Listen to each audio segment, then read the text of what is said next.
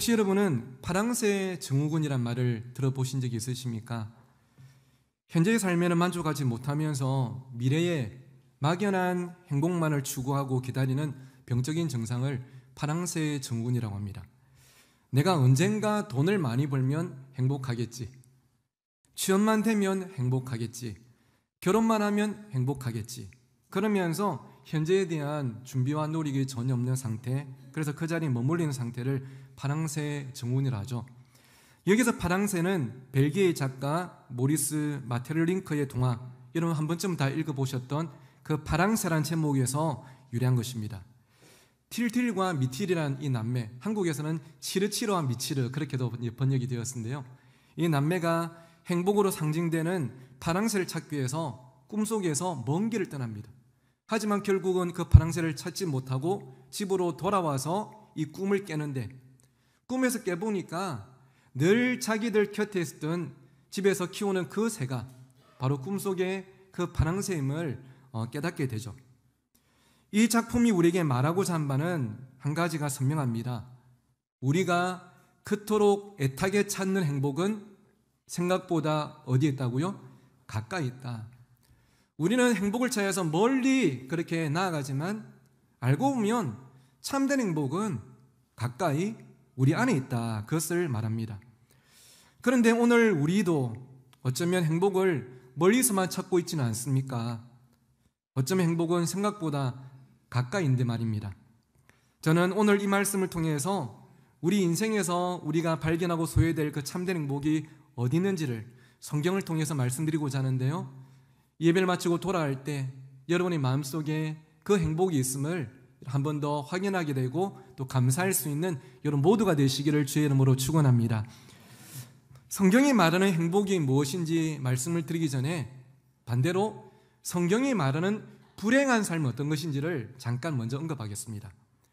전도서 6장을 오늘 다 읽지는 않았지만 이 6장 1절에 불행이라는 행복의 반대말인 불행이 등장하는데요, 여러분 먼저 한번 읽어주실까요? 시작.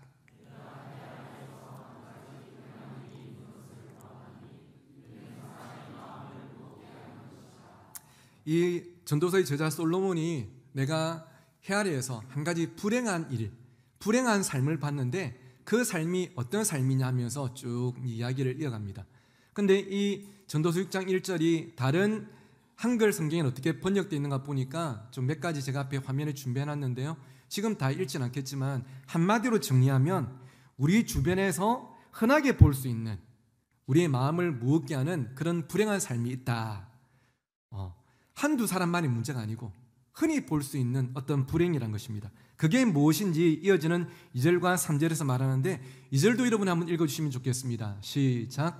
어떤 사람은 그의 영혼이 바라는 모든 소원에 부족함이 없어 재물과 부요와 종기를 하나님께 받았으나 하나님께서 그가 그것을 누리도록 허락하지 아니하셨으므로 다른 사람이 누리나니 이것도 헛되어 악한 병이로다. 여러분, 전도서가 기록될 당시에 지금도 마찬가지지만 사람들이 흔히 복이라고 여기는 세 가지가 있습니다. 그 중에 하나가 바로 물질적인 풍요로움이죠. 그런데 어떤 사람은요, 이 2절 말씀처럼 경제적으로 부족함이 없도록, 아니 지나칠 정도로 많이 가지고 있답니다.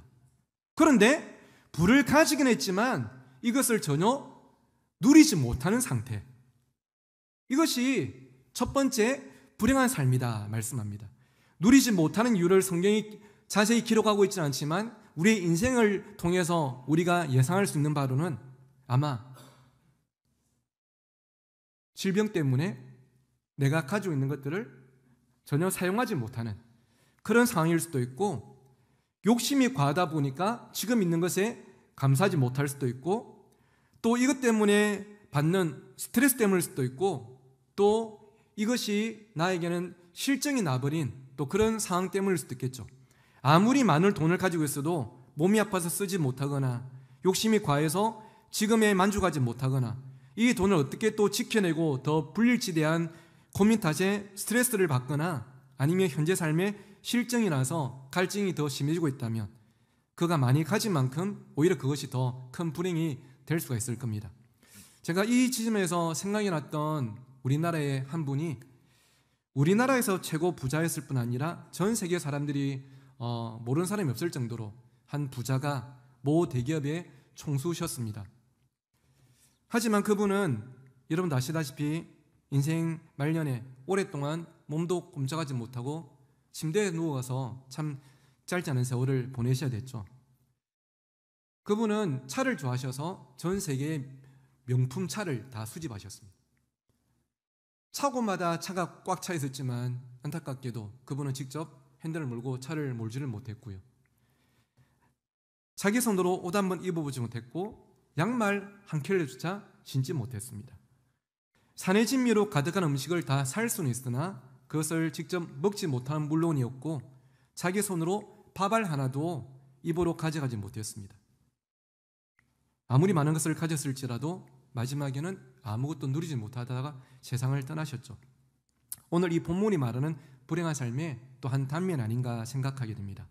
돈이 없어도 불행할 수 있지만 돈이 있어도 불행할 수 있다. 즉 돈이 행복의 절대 기준은 아니다 말씀을 하고 있습니다. 그런데 돈뿐일까요? 아닙니다. 내가 그토록 원하던 무언가, 남들은 야, 네 성공했다 말할 만큼 나 자신이나 내 자녀가 승진을 한 것일 수도 있고 결혼한 것일 수도 있고 취업한 것일 수도 있고 대학에 합격한 것일 수도 있습니다. 그런데 이것을 내가 이루었는데 남들은 불안한 삶인데 이것을 이루고 나서 파도처럼 밀려오는 이 공허함을 이기지 못해서 더 불행한 사람들이 우리 주변에 참 많음을 보게 됩니다. 성경이 말씀하는 두 번째 불행이 3절에 나오는데요. 3절도 한번 읽어주시면 좋겠습니다. 시작.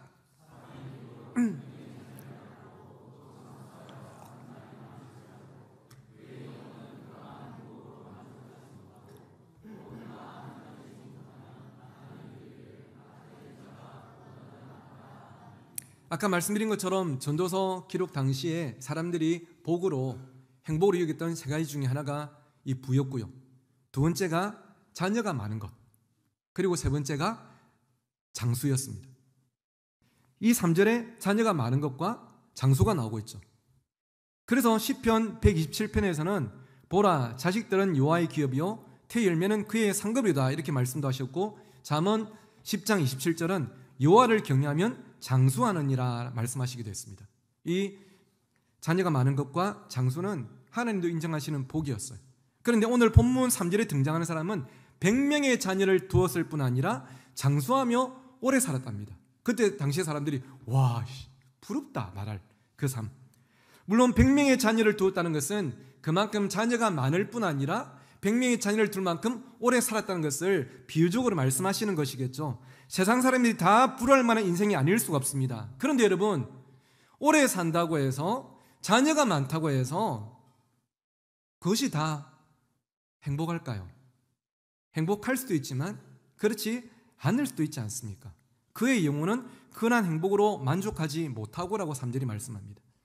오래 살았기 때문에 더 짧게 살았던 사람보다 더 인생이 고통스러웠을 수도 있고, 자녀가 많기 때문에 자녀가 없거나 적은 사람보다 더 벅찼을 수도 있습니다. 꼭 오래 살았다고 자녀가 많다고 그것 또한 행복의 절대적인 조건은 아니라는 것이죠. 그 예가 창세기의 야곱이 아닐까 싶은데요. 130년이라는 세월을 장수했고 자녀도 10명이 넘었지만 그가 나중에 인생 말년에 고백한 것, 애국왕 바로 앞에서 뭐라고 말했습니까? 내가 내 인생을 돌아보니 어떤 세월을 보냈다고요? 험악한 세월을 보냈다. 정말로 야곱의 삶은 그랬습니다. 이 오랜 시간 동안 자녀를 키우면서 그 집안이 얼마나 참 다사다난했습니까? 험악한 세월을 보냈나이다. 사람들은 행복을 보고 싶어합니다. 행복을 내 눈으로 직접 보기 위해서 애쓰며 살아갑니다. 돈을 많이 벌고 명절이 되면 거실이 가득할 정도로 자녀를 많이 두고 누구보다 오래 살기도 했는데, 그 행복을 눈으로 확인할 줄 알았던, 나는 행복하다 말할 줄 알았던 그 순간에 이것이 행복의 참된 조건이 아님을 깨닫게 되면 그것만큼 허무한 것이 없는 것이겠죠. 오늘 본문 전도서는 전도서의 저자 솔로몬의 그의 인생을 돌아보면서 성찰했던 내용이라고도 생각됩니다. 모든 것을 다 가졌지만 인생 말년에는 하나님을 떠나서 타락한 삶을 살았던 그의 고백이 무엇입니까? 전도서 1장 1절과 2절인데요. 저와 여러분 함께 읽겠습니다. 시작. 다윗의 아들 예루살렘 왕 전도자의 말씀이라. 전도자가 이르되 헛되고 헛되며 헛되고 헛되니 모든 것이 헛되도다. 여러분, 참 문학적인 표현인데 이 안에 그의 인생의 고백이 담겨 있는 건 아니겠습니까? 왕이었습니다. 찌질한 왕이 아니었고 모두가 인정하고 모든 것을 다 가졌고 모든 것을 다 이루었던 왕이었어요. 여자도 몇 명이었습니까? 돈도 얼마나 많았습니까? 사람들이 얼마나 칭찬하고 높였습니까? 그러다 보니까 그의 젊을 때 그의 삶을 가득 채웠던 하나님이 점점 사라지고 나중에는 하나님 없이 그가 진짜 내 삶의 왕이 되어서 살아가다가 그렇게 살았던 자신 인생을 돌아보니 헛되다. 한마디로 안 되는 거예요. 헛되고 헛되며 헛되고 헛되니 모든 것이 헛되도다. 그래서 오늘 본문인 전도서 6장 6절도 이렇게 말씀하죠. 그가 비록 천년의 갑절을 산다 할지라도 행복을 보지 못하면 마침내 다 한 곳으로 돌아가는 것뿐이 아니냐. 뭔가 이 땅에서 내가 이룬 것 같았고 가진 것 같았고 행복하다고 생각했는데 결국은 내가 아무것도 없이 그 한 곳으로 갈 수밖에 없는, 죽음을 향해 걸어갈 수밖에 없는 그 인생의 한계를 고백하고 있는 것이죠. 그래서 사랑하는 우리 신정가족 여러분, 혹시 지금 우리도 이 전도서의 저자 솔로몬처럼 행복을 세상에서 찾으려고 파랑새를 쫓아서 우리가 발걸음을 옮기고 있다면 저는 오늘 이 말씀을 통해서 여러분의 발걸음이 이 자리에서 멈추는 은혜가 있기를 주의 이름으로 축원합니다. 가던 길을 멈추고 무엇이 참된 행복인지를 우리는 진지하게 고민하고 발견하는 것이 인생의 참된 지혜인 줄 믿습니다. 그렇다면 여러분, 성경은 어떤 사람이 참으로 행복한 사람이라고 말씀하실까요? 오늘 함께 읽었던 신명기 33장 29절이 그에 대한 답을 주는데요. 함께 읽어보실까요? 시작. 이스라엘이여 너는 행복한 사람이로다. 여호와의 구원을 너같이 얻은 백성이 누구냐? 그는 너를 돕는 방패시오 내 영광의 칼이시로다. 내 대적이 내게 복종하리니 내가 그들의 높은 곳을 밟으리로다. 아멘. 이스라엘이여 너는 행복한 사람이로다. 하나님께서 누구에게 너는 행복한 사람이라 말씀하십니까? 이스라엘이요. 여러분, 이스라엘이 누굽니까? 이스라엘은 저 중동 땅에 있는 한 나라의 이름 정도가 아니라 하나님의 선택과 사랑을 받은 하나님의 백성들입니다. 그런데 하나님께서 세상의 수많은 민족들 가운데에서 이스라엘을 당신의 백성으로 선택하시고 사랑하신 것은 다른 민족에 비해서 이스라엘이 전투력이 강하거나 인구수가 많거나 뭔가를 탁월하게 잘해서가 절대 아니었습니다. 오히려 반대였죠. 이스라엘은 항상 가까이 있는 다른 나라들에게 두드리 맞고 빼앗기고 식민지 지배당하던 지극히 작고 약한 나라였습니다.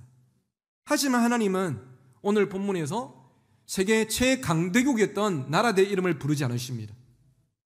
작고 약했던, 하지만 하나님과 함께했던 이스라엘 이름을 부르십니다. 이스라엘이여 너는 행복한 사람이로다. 왜 그들이 행복한 사람입니까? 이 말씀에 보니까 너처럼 하나님의 구원을 얻은 백성이 누구냐? 하나님의 구원을 받지 못하면 이 땅에서 아무리 돈을 많이 벌고 자녀를 많이 두고 장수를 해도 허무하고 험악한 인생을 살다가 결국 영원한 지옥으로 갈 수밖에 없지만 하나님의 선택과 사랑 가운데 구원을 받으면 너무나 놀라운 변화가 우리 인생 가운데 일어나기 때문 아니겠습니까? 하나님을 인격적으로 만나고 그 하나님이 내 인생 가운데 들어오시고 그래서 평생 그분과 더불어 살아가면서 힘들 때는 그분이 내 편이 되어주시고 지칠 때는 쉴만한 그늘이 되어주시고 아버지와 친구로서 내 인생길을 함께 걸어가 주시다가 이 땅에서의 삶이 마치고 나면 하나님께서 영원한 천국으로 우리를 인도해 가십니다. 그 하나님이 멀리 계신 분이 아니라 지금 어디 계십니까? 맞습니다. 내 안에 계신 것이. 이것이 우리 인생에는 가장 큰 행복이 아니겠습니까? 여러분, 물고기는요, 어디에 있을 때 가장 행복할까요? 물 안에 있을 때 가장 행복합니다. 하나님이 그렇게 지으셨기 때문에. 동물은 땅 위를 뛰어다닐 때 가장 행복하고요. 새는 하늘에서 마음껏 날개질할 때 가장 행복합니다. 그리고 하나님은 우리 인간을 우리 창조하시며 아버지 되시는 그분 안에 갈 때 행복하도록 창조하셨습니다. 그래서 하나님은 하나님의 선택과 사랑을 받은 이스라엘 백성들에게 말씀하십니다. 이스라엘이여, 너는 행복한 사람이로다. 그런데 아까 제가 설교 서두에서 말씀드린 것처럼 우리는 지금도 먼 곳에서 행복을 찾고 있지 않았습니까? 하나님이 우리의 행복의 근원 되심을 저는 여러분이 꼭 이 시간 아멘으로 받으시기를 간절히 소원합니다. 우리의 행복의 근원은 하나님이십니다. 그분이 내 안에 계실 믿고 우리 가정에 계실 믿고 우리 교회에 계실 믿는다면 내가 서 있는 그곳이 또 하나의 천국인 줄 믿습니다. 저는 우리 교회 훈련 프로그램 중에 제자 훈련을 이제 2주 전부터 시작했는데요. 참 감사하게도 이번 학기에도 하나님께서 참 좋은 분들을 또 많이 보내셔서 또 교제하고 배우는 시간들을 가지고 있습니다. 근데 제가 그분들을 보니까 다들 살아온 배경이 다른 만큼 각자의 고민과 또 어려움도 다 다양하죠. 각자의 광야와 사막이 있지만 하지만 나에게 베푸신 하나님의 은혜가 있기 때문에 그 은혜를 고백하면서 또 매일을 살아가고 계시더라고요. 맞아, 이것이 우리에게 허락된 행복이 아닌가. 모든 것이 다 갖추어져서 행복한 것이 아니라 그것과 상관없이 내 안에 예수가 계시기에 이것이 참된 행복이 아닌가. 여러분, 교회를 천국으로 우리가 비유하곤 하는데요, 천국으로 비유되는 교회는 문제 없는 사람들이 모인 곳이 아니라 문제를 은혜로 해결한 받은 사람들이 모인 곳인 줄 믿습니다. 아프지 않은 사람들이 모인 곳이 아니라 아픔을 은혜로 치유받은 사람들이 모인 곳이 교회인 줄 믿습니다. 저는 우리 교회가 그런 공동체가 꼭 되기를 간절히 소원합니다. 중학교 때부터 제가 교회를 처음 다니면서 한 가지 오해했던 게 있습니다. 솔직히 성경 안에 다 오해거리인데 제일 오해했던 게 한 가지가 바로 가나안 땅에 관한 것이었습니다. 가나안 땅에 관한 어떤 오해가 있었냐면 우리가 흔히 가나안 땅을 어떻게 표현합니까? 젖과 꿀이 흐르는 땅. 저는 솔직히 진짜 그 땅에는 젖과 꿀이 흐르는 줄 알았어요. 근데 성지순례 갔다 보신 분들 계시겠지만 여러분, 그 땅에 젖과 꿀이 시냇가처럼 흐르고 있습니까? 그 땅에 그냥 땅바닥에 과일만 이렇게 대면 탕후루가 됩니까? 아니에요. 그 땅은 젖과 꿀을 찾아볼 수가 없습니다. 광야고 사막입니다. 사람이 살 수가 없는 곳이에요. 그런데 왜 성경은 그 땅을 젖과 꿀이 흐르는 땅이라고 합니까? 그것은 진짜 젖과 꿀이 흘러서가 아니라 그 땅에 누가 계시기 때문일까요? 하나님이 계시기 때문입니다. 하나님이 그 땅을 준비하셨고 하나님이 그 땅을 책임지시고 하나님이 그 땅에 복을 주시기 때문에 그 땅이 젖과 꿀이 흐르는 땅인 줄 믿습니다. 여러분의 가정이, 여러분의 교회가, 여러분의 각자의 삶이 젖과 꿀이 흐르는 또 하나의 가나안이 되시기를 주의 이름으로 축원합니다. 그분이 계실 때, 그분이 내 안에 계시고 내가 그분 안에 있을 때 그게 참된 행복이란 것이죠. 아까 우리 현옥 형제가 가시라는 찬양을 불렀습니다.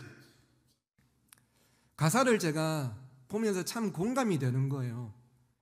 우리는 가시가 없는 삶이 행복한 삶이라고 생각합니다. 그런데 때로는 하나님은 우리의 삶에 가시를 허락하십니다. 이 가시가 나를 지르기도 합니다. 그런데 이 가시가 나를 인도해서 주님 앞으로 나아가겠는데요, 그곳에서 우리는 한 개의 가시에 찔린 주님이 아니라 가시로 만들어진 면류관을 그 머리에 쓰시고 그 수많은 고통을 우리를 구원하시기 위해서 십자가에서 끝까지 참으셨던, 그만큼 우리를 사랑하셨던 주님의 사랑과 마주하게 됩니다. 그것이 우리에게 감격이 아닙니까? 그것이 우리에게 감사가 아닙니까? 누군가에게 칭찬 한 마디 들어도 힘이 나고 행복한 게 우리 인생인데 나를 위해 대신 죽어주실 만큼 나를 사랑한 분이 계시구나. 그리고 그분이 하늘과 땅을 말씀으로 창조하신 하나님이시구나. 이 사실, 이 복음이 우리 안에 경험될 때, 믿어질 때 우리는 참된 행복을 누릴 수가 있는 것이죠. 그래서 여러분, 예수 안에 있는 행복을 날마다 누리는, 그것이 참된 행복임을 고백하는 여러분 되시기를 주의 이름으로 축원합니다. 혹시 내가 예수 밖에 있다면, 세상에서 행복을 찾고 있다면 우리는 지금이라도 발걸음을 멈추고 예수님 안으로 들어와야 됩니다. 오늘 새벽에도 제가 한 통의 카톡을 받았는데요.